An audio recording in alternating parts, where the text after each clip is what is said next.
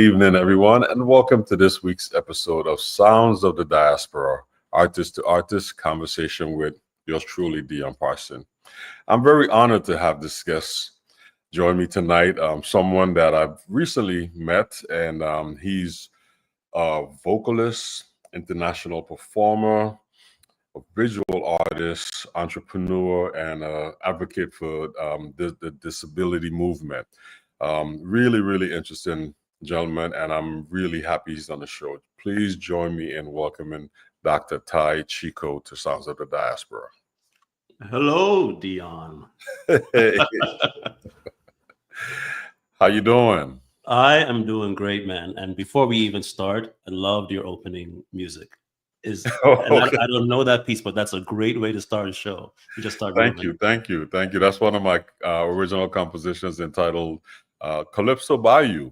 That's our tribute of Calypso and like New Orleans second line music of the Bayou, you know. Yeah. Doesn't get any better.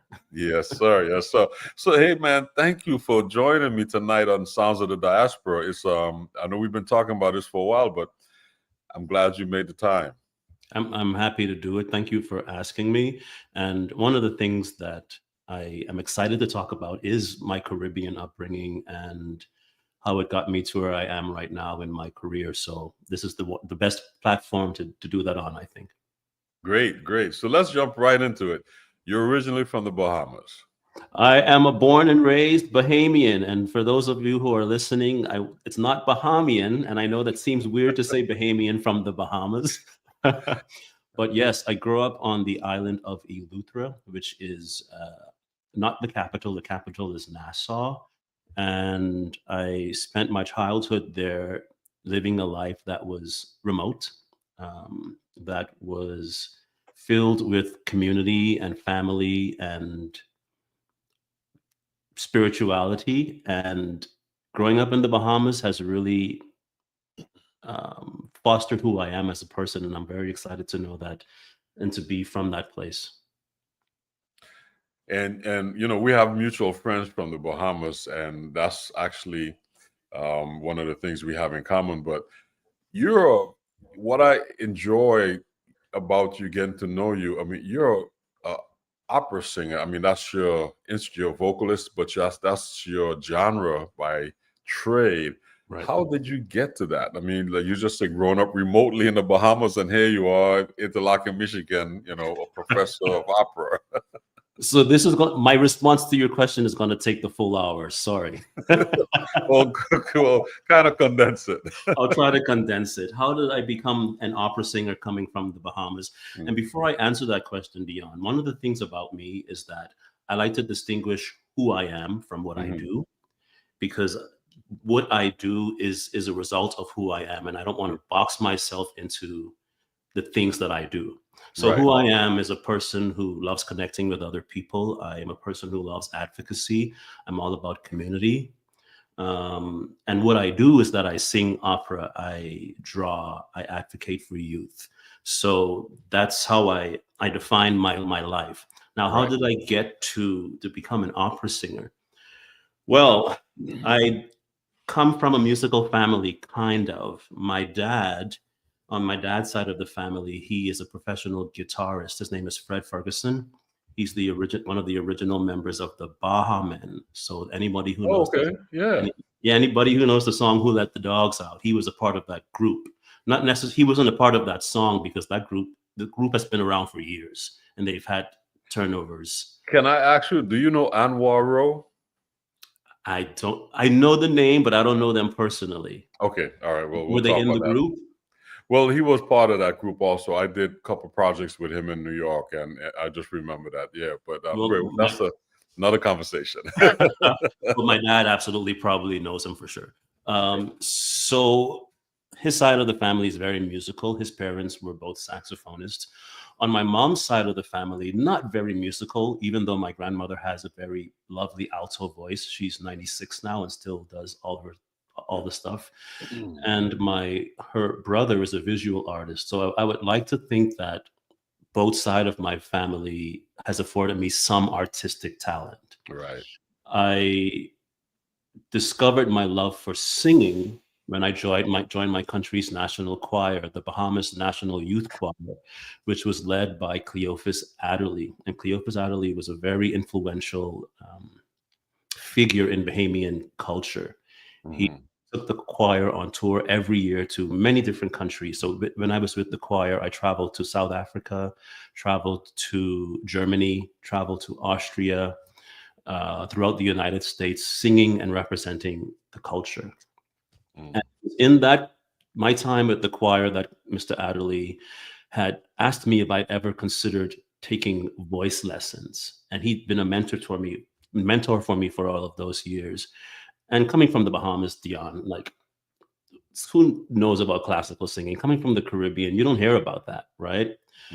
So I said, no, I never considered it, but he recommended that I do it. And I started taking voice lessons once I started college in the Bahamas, and really fell in love with it and realized that I wanted more, because what I was getting at the College of the Bahamas was decent, but I've heard better from using the internet, from YouTube. I've seen people doing it on a grand scale. So I decided to go off to college, and that's how it kind of, like, everything just trickles from there. I started with just Cleophas saying the word, have you ever considered taking voice lessons? Voice lessons. and the truth be told, private lessons in the Caribbean is not, a thing to do either. I mean, not too many people, that's just not what happens. I mean, you're taking private lessons, like, okay, it doesn't really resonate with too many folks. So it's great. And you did it at a collegiate level, but even at high school or junior high school, that's just a challenge. I wish that was something that I had growing up, just being more prepared, because the skill set that you get, I mean, that's a common practice in America, but in the Caribbean is that you go to band class and that's your music. That's the extent of it right there. And that's the extent of it. And because of many factors, lack of resources, there's probably no one in the country that's at the level of skill to teach privately. And that was my experience. My teachers, they were wonderful singers, but they weren't the best pedagogues. Right. And no fault of theirs. It's just that we didn't have the structure to provide that. Right. So you're absolutely right in terms of the Caribbean not having those opportunities for us to thrive.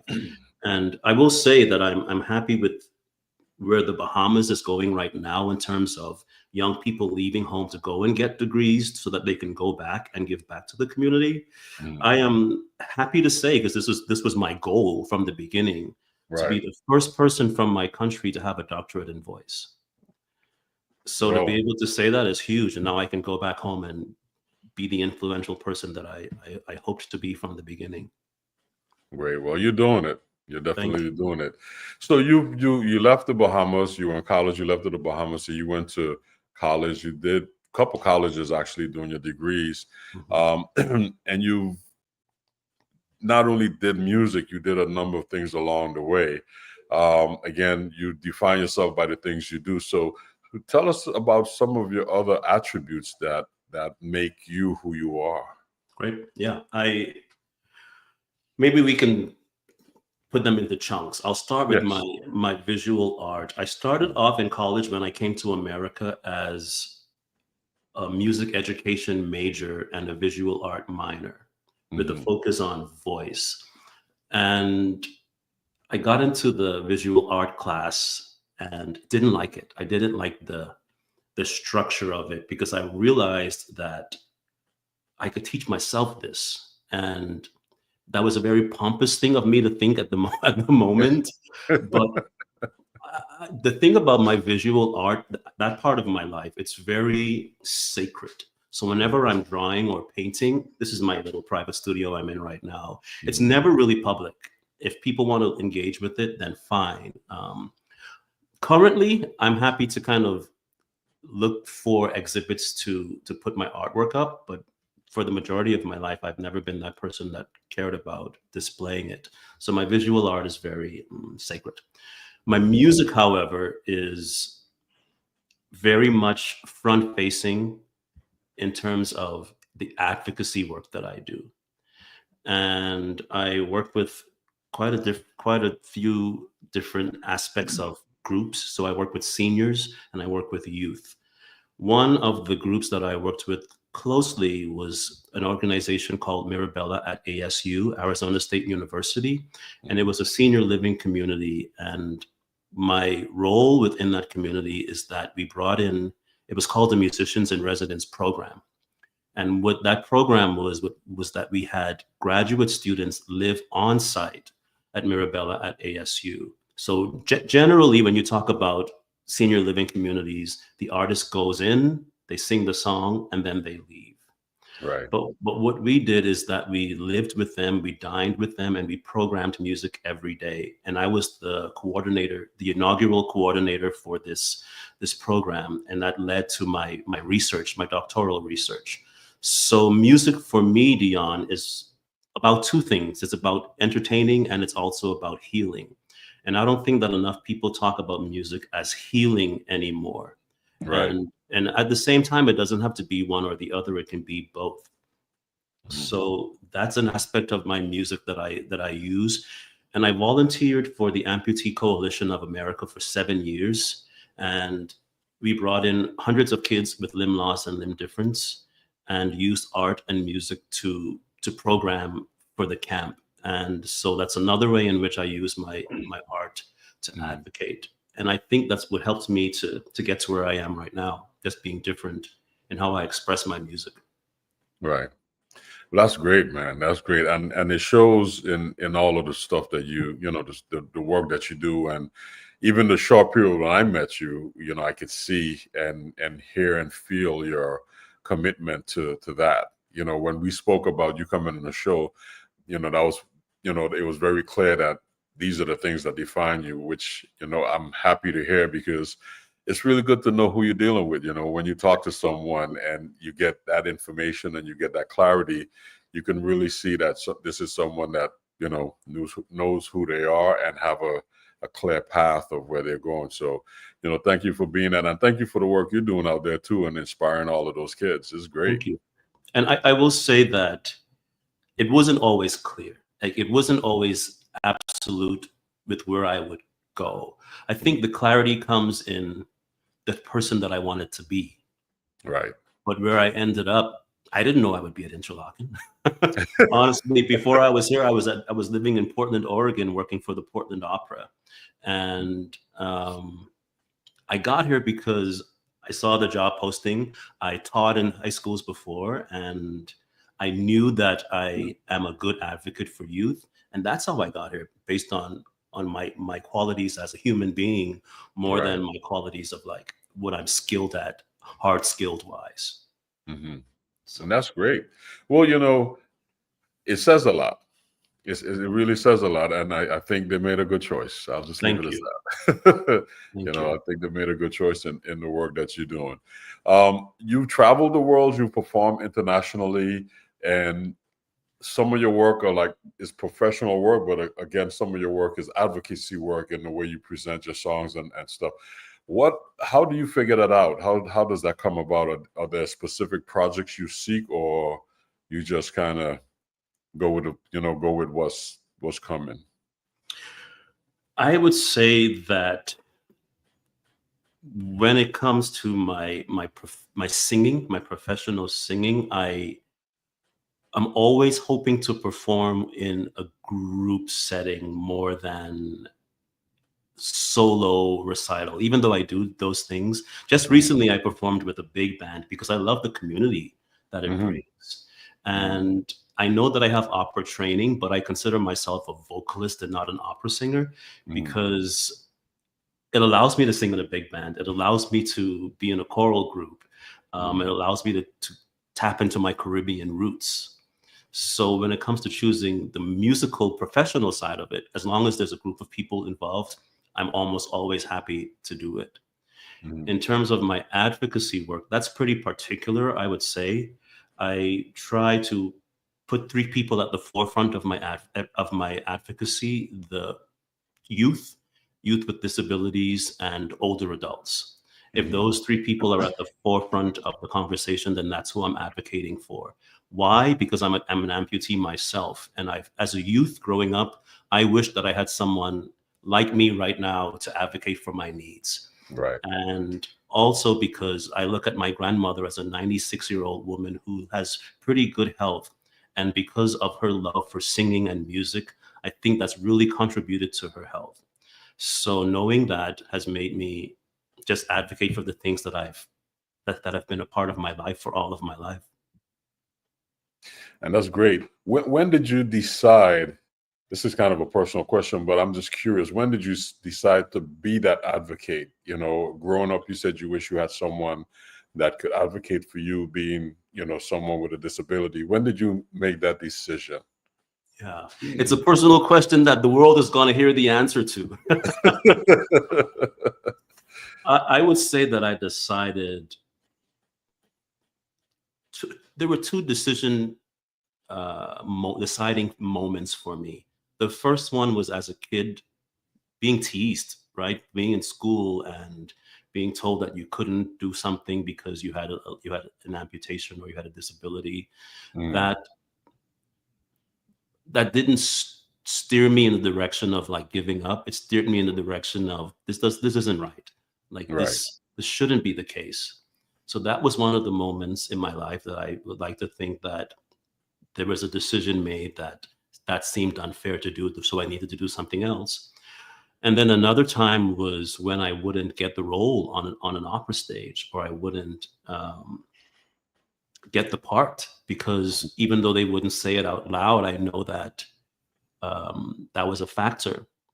And on a very personal note, world, you're going to hear this, it's also when you're denied any type of like romantic relationship with someone because they don't know how to deal with someone with a disability. Right. And I have a lot of young kids that I've worked with who've been really heartbroken, even middle schoolers, about that aspect of their lives, where they're like, they just want to have friends and personal connections, but the fully able-bodied people just have no idea of how to navigate that. Right, right. And, you know, it comes with education. Right. You know, that's, you know, again, that's one of the things you use that moment as a teaching moment to, you know, share with someone. And that's one of the reasons why I really wanted you on the show, because you took all of those challenges and your love for music and pursued your love for music and created this wonderful career for yourself, despite all of that, or in spite of all of that. Right. You know, that's the beauty of it. That's why I really wanted, you know, you on the show, because I'm really happy to hear your advocacy, you know, platform, because not too many people, even folks with this disability, they just try to I'm just keeping my head down and getting through the day. Right. And that's not your MO, no. You know, at all, which is, and you do it with such grace. That's the beauty of it. Yeah. Thank you. I will say that I love how you changed it from despite to in spite. And I would change it one more thing and say, I'm doing this. I'm blessed with this challenge, this opportunity. I'm blessed with disability. And to say that seems kind of like counterintuitive, doesn't it? Right. Well, it's not a disability. It's this ability. It's ability. This is your ability. Right. And you're using this platform to be that voice. And if you think about it, Dion, a person who lives with a disability is not disabled themselves, but society is disabling them by not affording the resources or the tools to thrive equitably with somebody else. So perspective, right? The way we look at things is so important. Exactly. So, well, you do, again, kudos. Like I said, this platform is for you. So kudos for you for the great work you're doing. And thanks for sharing it. And thanks for letting the world know the first time what it is. You know, so we're going to continue listening. You shared some videos with us about different aspects of your life. So let's just play the first video, and then, you know, we want our audience to just kind of see and get to know you from a performer and all the advocacy work that you're doing. So we'll check out the first video and then we'll talk about it. Okay? Sounds good. All right.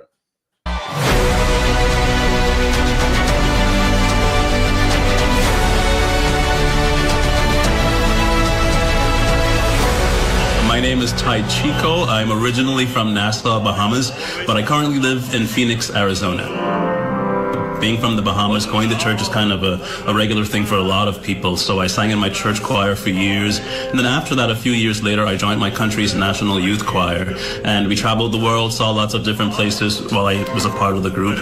And ever since then, it was something that I knew that I wanted to do. I love the intimacy that musical theater offers. Not necessarily less voice, but it allows you really to tap into the acting parts of things. I wanted that challenge. I wanted to push myself to find new layers. So my opening piece, Where is the Life That Late I Led, that's filled with complex characterizations. So the process has been great in that sense, because you don't know how far you can go unless you push yourself, basically. And this has definitely pushed my artistry in a way that I've always wanted to. This meadow is as far as I can see.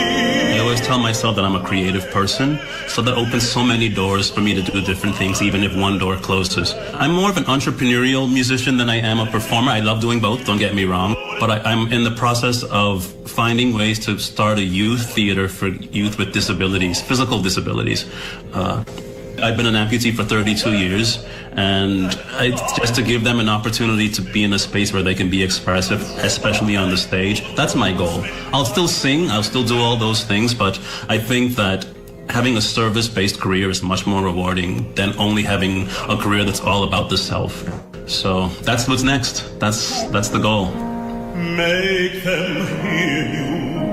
This amputee camp that I volunteer for, every year I bring about 100 kids free of charge who all have limb loss or limb difference to just be outside for a week doing ropes courses, rock wall climbing, all the adventurous things that a lot of amputees think they can't do because they might feel limited.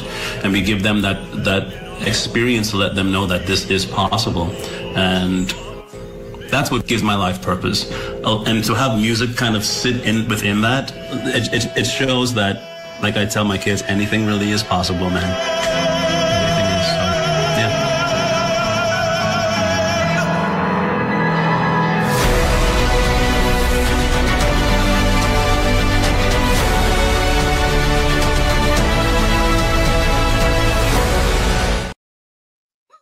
Yeah. That's beautiful, man. Beat the odds. The story of Dr. Ty Chiko. It's great to be honored like that. It is. And what's interesting about that video is that that's actually two things happening in once. So the Bahamas was celebrating its 51st independence celebration. And that year, which was last year, they were highlighting young people, young under 40 individuals. And I was honored to be one of those selected, because my dad was a part of the committee, so there's a little bit of bias there. But in actuality, I can see why I would have been chosen, because my career path has been so wildly different from anybody else that was honored. And then the second half of that video, the part of it that I was interviewing, that I was talking on, was for the Lotta Lenya competition through the Kurt Weill Foundation. Mm-hmm. That video was pre-recorded before the final round of the competition. And now the Lotta Lenya competition is a very well-known competition in New York that brings some amazing singers to New York to sing both classical and musical theater pieces for 15 minutes straight. You put together 3 or 4 songs that's plotted, so that has to have some type of through composed narrative. Mm-hmm. And you go there and you sing and hopefully you win. And I was a finalist for that competition. And now that's been one of the things that's also catapulted my career. After I finished that competition, I got a lot of other opportunities. So yeah. That's great. Beautiful story. Yeah. Beautiful. I know the folks in the Bahamas are just like cheering you on, huh? I think so. Yes. And speaking of folks in the Bahamas, when you were at the University of the Bahamas, did you associate with our good friend Dr. Gangelhoff, Christine, and those other folks there? Yeah, when I was at that time, it was the College of the Bahamas, so it wasn't even the university yet. That was back in 2007. Oh my goodness. And Christine Gangelhoff was my very first music theory professor. Okay. And when I met her, she had first moved to the Bahamas. She's a wonderful flutist for our listeners and a wonderful human being to know. And she was also influential in helping me to realize that I had to go off to school. She realized my talent, and was her, along with one of the other professors, Christopher Justilian, who is originally Haitian descent and just an incredible Caribbean musician. They both really inspired my artistry as well. Great. And the Bahamas has a very unique cultural history. You know, you guys do your carnival presentation because there's so many different islands. You guys celebrate on a whole nother level. What's the traditional music of the Bahamas called? The reason I laugh is because we have quite a few different genres. There's Junkanoo, which is our parade music. Right. Junkanoo. And it's, not only the Bahamas has it, but also Jamaica. I don't know if Trinidad and Tobago has a version of it, but the Bahamas version of Junkanoo has really blossomed into this really competitive, exuberant festival that it's now you can't miss it because it's such a spectacle. Right. And then the other genre that we have that's much more folk-like is rake and scrape. So you're using the saw, the goatskin drum, the accordion, and if you can think about old school folk music, that's where a lot of that comes from. And I grew up with both, and I feel, unfortunately, a little bit distant from it. But in my years now, as an old 36-year-old man, I'm recognizing how much I need to step back into that culture because of how so many people don't know about it. Right. And it's really interesting how each island has its own version of, its traditional music, whether it's Junkanoo, rake or scrape, or Kaiso, or Calypso, or Mento. It's really, and rhythmically, there's similarities and the differences within each island. But you said something that's very important to me, and it's been one of my fundamental mantras that I've been holding on to, like needing to step back into your culture. I remember one day being in college at Rutgers University, and I was practicing. I was in my practice room, my headphones on, and I was trying to play either some Elvin Jones or Tony Williams drum lick. And one of the students kind of peeped their head and they asked if they could listen. I was like, yeah, and they listened to me play, and they, I took a break after a while. I was like, everything good? He said, yeah, man, you figuring that out? He said, man, but your Caribbean stuff is so unique and so different. It's like nobody else is doing that. Don't ever let go of that. And it kind of became a thing for me to like figure out how do you blend the Caribbean with the jazz and, hence, creating that art form that I do. But I'm just sharing that story with you because I've had this conversation with a number of folks from the Caribbean. Yeah. And at some point, everybody kind of say, well, I still need to dip my feet back in that water just to make sure. Remind yourself that you're still there. Yeah, it's important. And if we're not careful, and that's such an important point. If we're not careful, it can be just that light that we have of our heritage could be diminished so much. And interesting that you talked about someone hearing you play and talking about how much you're connected to that sound, because last week for the MLK celebration, I performed 3 times on the Interlochen stage. The first time was a choral classical piece. I'll go in this order. The third time was a big band jazz number, but the second time was a calypso piece called Don't Touch Me Tomatoes. And to my surprise, everybody was like, that tomato song you did was so good. And in my mind, I'm thinking they would have really loved the classical or the big band piece. So it says to me that exposure, right? And and the uniqueness of it. I actually saw that presentation. I saw it because my son is there and he was performing. So we watched the the performance. I didn't know you were going to be performing, so to my surprise, it was great. I got a double dose that night, but it was a great performance, and I enjoyed the "Don't Touch Me, Tomato." That was your tribute to Harry Belafonte, correct? That's right. That's right. Yeah.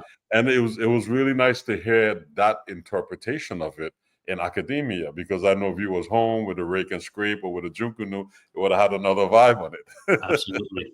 Yeah. And that arrangement was done by, I believe, a group called the Amani Winds. And do you know of them? I know of them. I've had Mark Dover on the show. Oh, nice. So the clarinetist on that piece, Dr. Leslie Dunner, he recommended it because I believe he's from the Caribbean as well. So both of us have Caribbean roots, and of course we had to do something to represent the culture. Of course. Yeah. And it was represented well. Represented well. So, great things that you're doing. That honor that you had in the Bahamas is, I think, again, really, really amazing that they honor you for the work that you're doing, and continue to do that. So I don't know if our audience can find that, the Beat the Odds video, the story of Dr. Ty Chiko, but it'll be great. But they'll see this again through a rerun. But I think that video is important. You shared some other videos with us, so I want to jump into our Artist Reel video, number one, that you shared with us, and then we could talk about it. Sounds good. Singing is one of the areas where people tend to feel most self-conscious, but it can be one of the most therapeutic experiences. I believe that singing heals. Unfortunately, many people don't feel as if it's accessible to them because of various past traumas.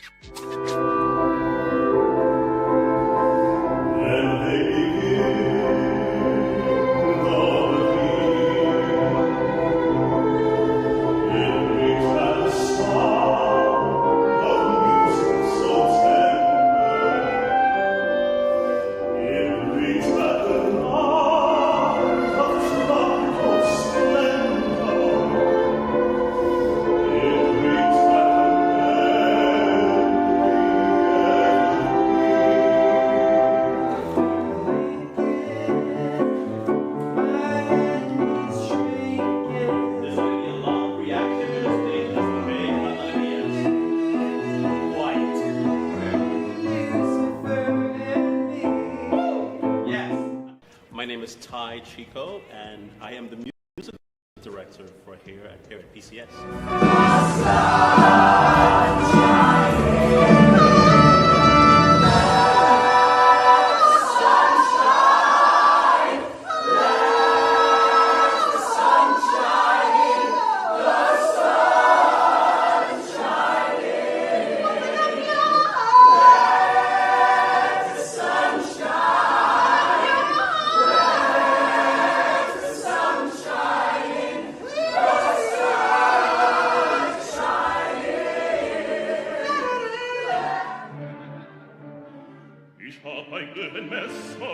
Ein Messer in meiner Brust.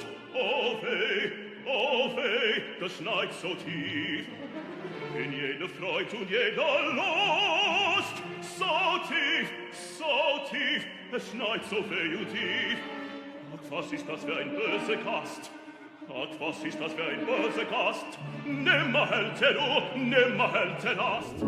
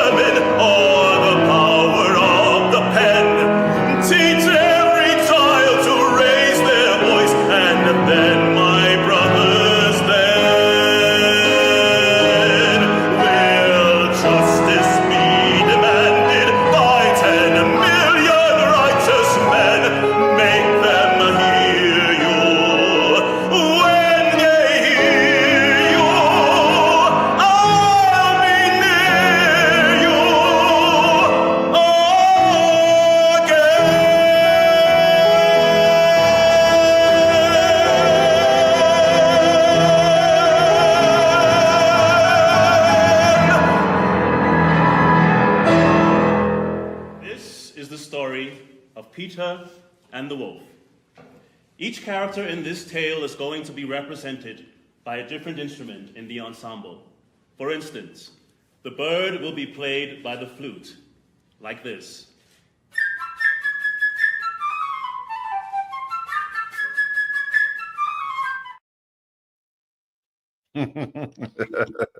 I love it. Man, it's so versatile, bro. All of the great things that you're doing. It's really great. So that was like a artist reel. Tell us about being a musical director. That's unique. Yeah, before I respond to that, I think that two things that come to mind when I watch that is first, how much my voice has changed. And for any singer that's listening to this, up until probably 2 years ago, has my voice really settled. So if there are singers who are on this journey of like figuring out what's going on with their craft, this all takes time. Because listening back to those videos, I'm like, whoa, that's a different sound. And then the second thing I recognized was this island boy who has one leg, just came to the United States and did all those things. And all of those things that other people might say to be impossible. So looking back at that just brought back all of those thoughts, and I'm happy to have experienced that just now. But to answer your question, Dion, about being a musical director, it's something I wish I did a lot more. That work when I music directed Hair at Portland Center Stage, that was my first paid director position. The Peter and the Wolf video that you saw was an organization that I had started, which was not paid, but we had a group of musicians come together and I would organize that. But working with Portland Center Stage really made me realize how much I am skilled at putting on a show.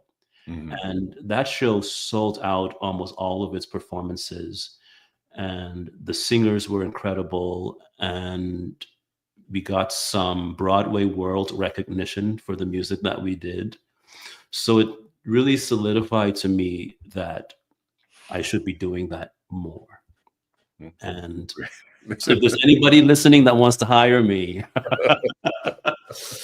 know that I want to. Summer's coming, so I'm sure you'll have some offers by then to come out and do some musical directing for some theater program somewhere. I'm sure it's going to work out. I would love to, but it was great. It's a whole lot of fun. I can see your energy and just directing the parts and everything. There's some folks that they become professional musicians and that's what they do. Other folks, they're professional musicians, but they can be a leader as well.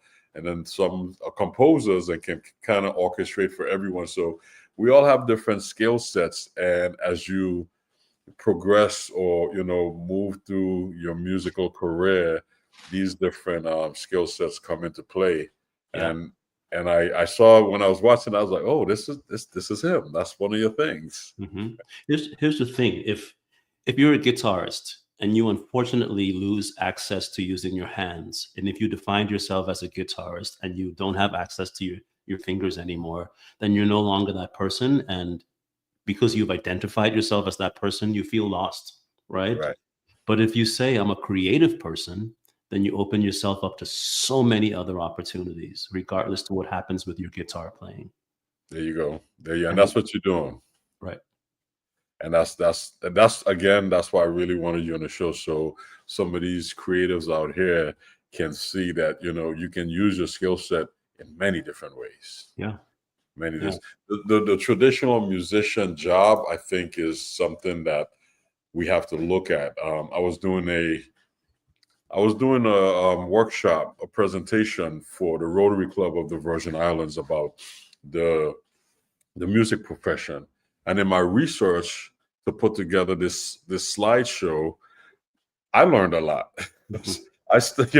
When I got into music, I was like, okay, if I can't be a professional performer, at least I could be a teacher. Those were the two things on my mind. When I went to college, I was like, I want to be a drummer. I want to be a great drummer. But I studied music education because if I don't make it as a performer, I have something to fall back on.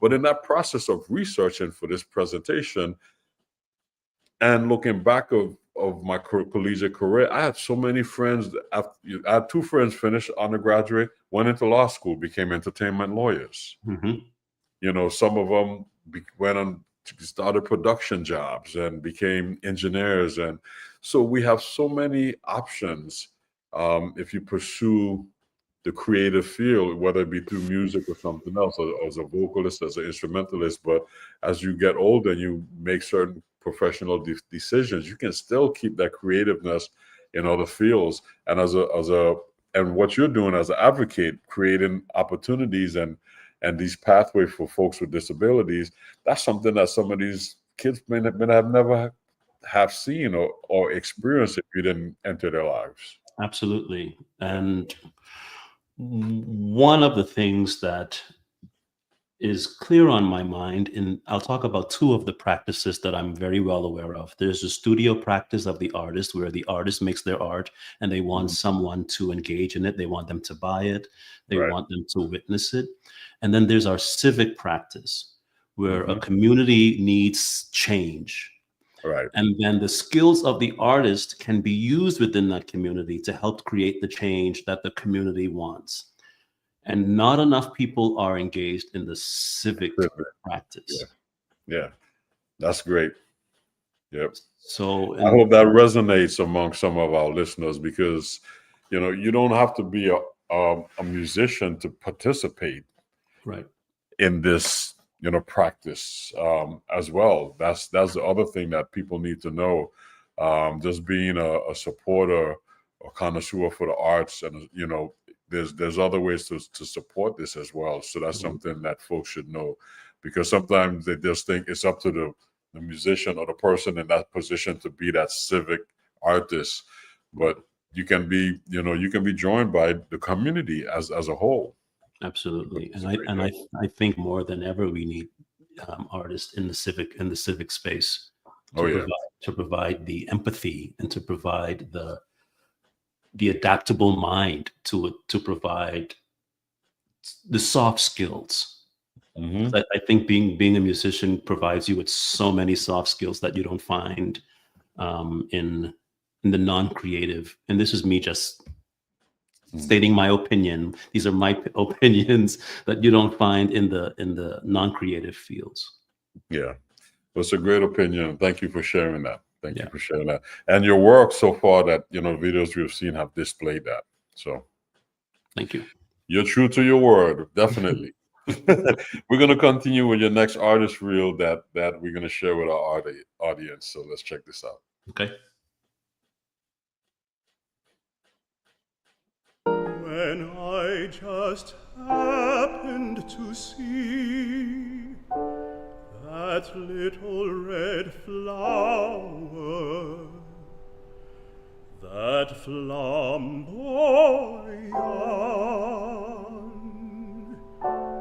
they flower like rabbits,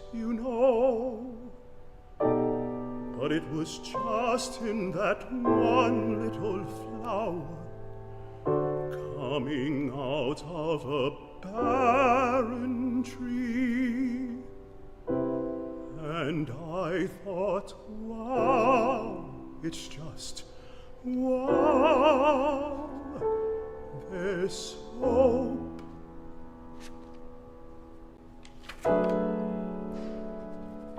Hold me and hide me.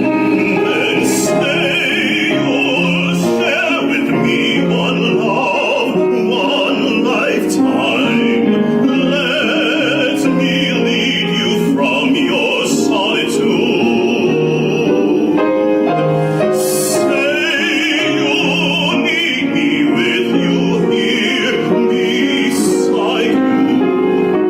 Anywhere you go, let me go too. Christine, that's all I ask of you. Dear, we've done it before. Fate is knocking, so come open the door. So, darling, what do you say? I say I could never pull it off. Not with that attitude you own. You could be famous, how lovely fame is, to be named in every household as America's doll. You could be famous, and when you're famous, your needs are met before you've known them at all.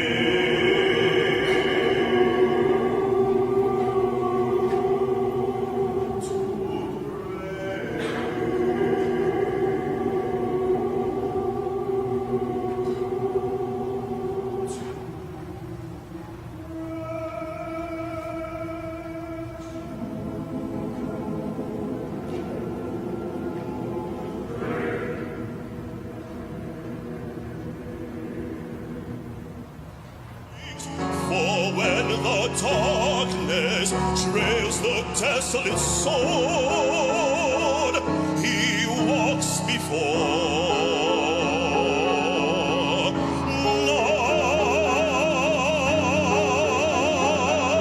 Night,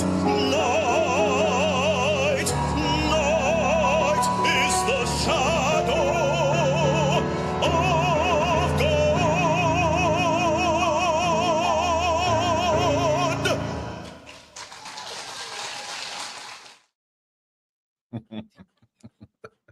There you go. Oh, there we go.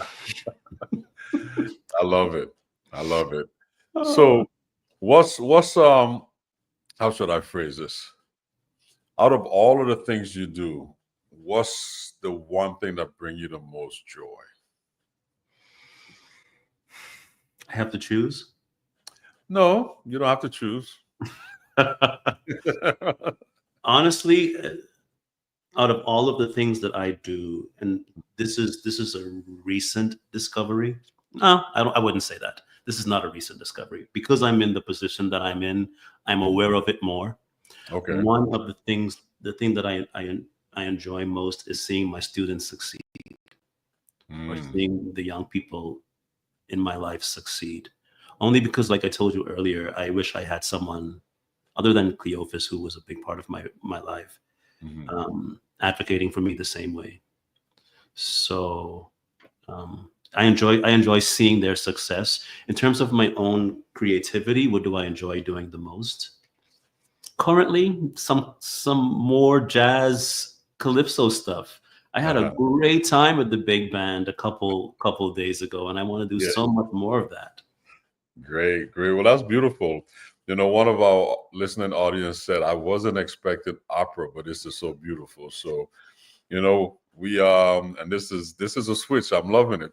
It's nice to, you know, again, Sounds of the Diaspora, you will be surprised what we'll have in the show. And I must tell you this, Ty, I'm really excited you're on the show because when we had Christine Gangelhoff on the show, she was talking about the book that she wrote, compiled of all of the Caribbean, the Afro-Caribbean classical composers, which so many of our listeners didn't know that, you know, classical music is prevalent here in the Caribbean, and so many composers have come through the Caribbean, Haitian composers and from Trinidad, and even the one of the bandmasters of the Army band was Alton Adams, who wrote the Virgin Islands March, and that was a big thing back then. So there's a lot of great musical composers coming through, and the influence is huge. So for you to present opera on this level, coming from the Bahamas, is wonderful. This is a surprise. I listen weekly. How wonderful! I mean, our audiences, they're really enjoying this because you're the real deal. Right, that's very kind. I'm looking at the comments. Thank you, everybody. That's wonderful. Coming from the Bahamas, being I don't know of any other Bahamians that went off to sing opera.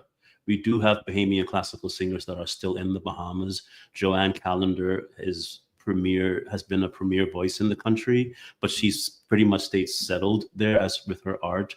But I don't know of anybody else that's left to do this. I'm sure there might be, but I couldn't put a finger on it. Okay, well, right now you're carrying the torch. So yes. Yes. Yeah. So thanks for sharing that.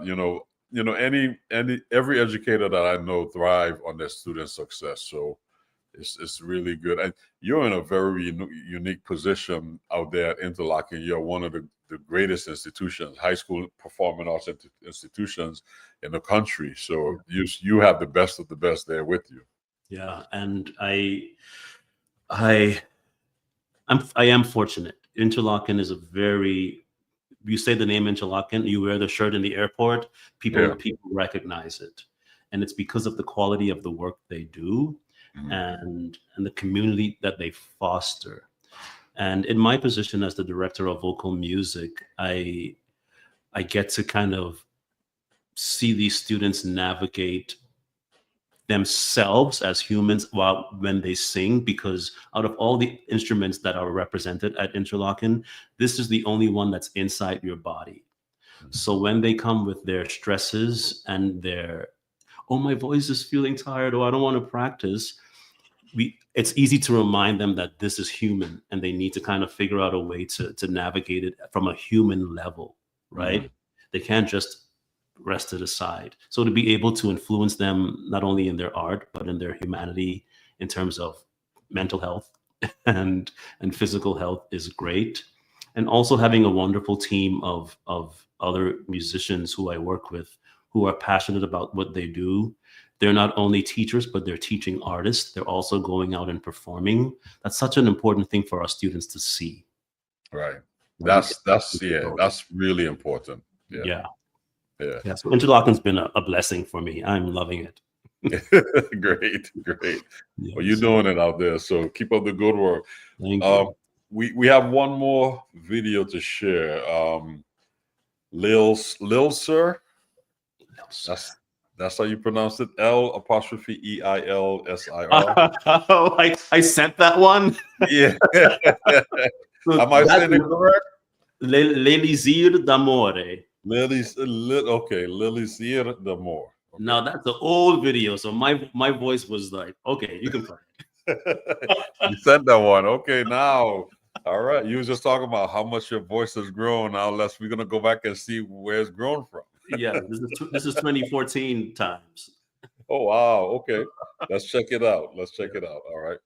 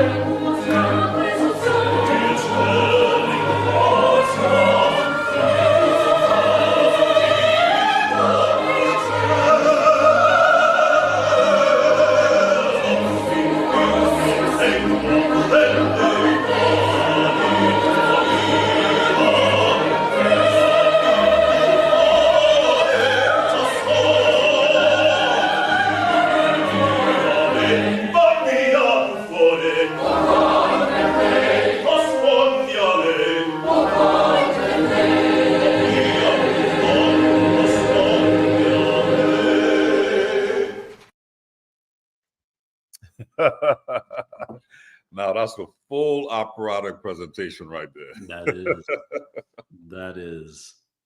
That was my master's degree times. Mm. And I'm so surprised the two loves jazz and opera. Oh, great. That was a pivotal moment for me, because that was one of the first lead stage roles that I got as an opera singer, and really enjoyed the process. And I got to play the bad guy.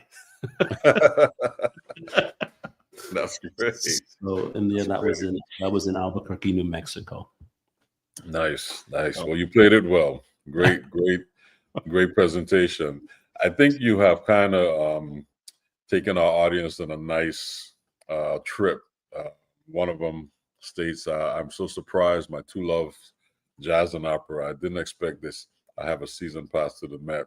So, hey, Sounds of the Diaspora is, from jazz to opera. I think that's a new theme there. Hey. That sounds great to me. Yeah, man. But this is great stuff that you're sharing. I mean, you're so versatile with your entrepreneurial skills, your visual art, performance skills, you being an educator, and your disability advocacy. A well, how shall I say, put together package that makes you up and make you who you are. And you shared all of that with our audience tonight, and I thank you for that. I thank you for being here. Thank you. And is this closing remarks? We're getting there. Okay. We can keep going, but unfortunately, the time is not on our side. I said at the beginning, the hour goes. It goes really quickly. Yeah. Wow. It goes really, really quick. Before we say goodbye, though, tell our audience how they can follow you, or how can they keep up with your busy schedule? Sure. Yeah. There are two ways, and the first way is if you want to see my work. There's my website, which is Ty-Chiko, Chiko.com, and my Instagram. I said my Interlochen. Oh my gosh, my Instagram is just Tychiko, Ty Chiko, and those are my two most active platforms. And on my website, you'll see media of my writing, my published work, and some of my opinion articles. You'll see videos, you'll hear my NPR interviews, you'll hear just about everything that I'm doing right now goes to my website. So that's where they can find me. Okay, great. And we will continue to follow you and see all of the great things you do, and we will definitely have you back in the near future. I look forward to that, my friend. This is wonderful. Thank you for doing this and bringing the Caribbean, all of us together with some Caribbean ties to a place where we can all come together and talk about our journeys. This is wonderful. Thank you for being here and taking time out of your busy schedule. So continued success to you on all your endeavors, and it's been an honor and a pleasure having you on the show, Ty. Thank you, Dion. Pleasure. I'm very happy to be here. Thank you. Great. You take care, and we'll be seeing you soon. Sounds good. Take care, everybody. Right. Thanks. Thank you. That was Dr. Ty Chiko. You heard all the great things he's doing, from performing, and you saw where he was the musical director out in Portland, Oregon, and his entrepreneur skills and visual artist skills, and of course his advocacy for disabled folks. So it was a great time having him here. We're going to definitely have him back, share some more wonderful things. But in the meantime, come back next week and join us as we bring to you Sounds of the Diaspora. My good friend, Mr. Vincent Herring, alto saxophonist, amazing musician. We've toured, performed all over the world, and been playing over 20 years together, more than that, almost 30 years. So see you next week at Sounds of the Diaspora. All the best. Take care. Have a blessed evening.